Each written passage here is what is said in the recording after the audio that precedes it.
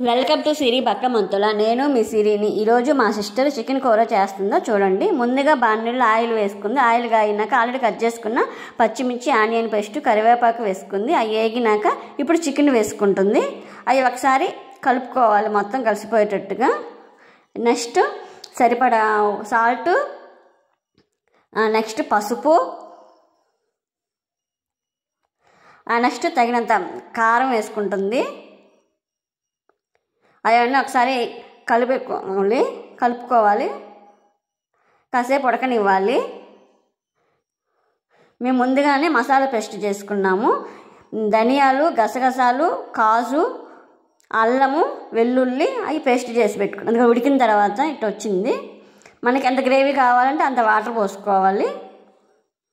కాసేపు కలిపెట్టుకొని ఉడకనివ్వాలి.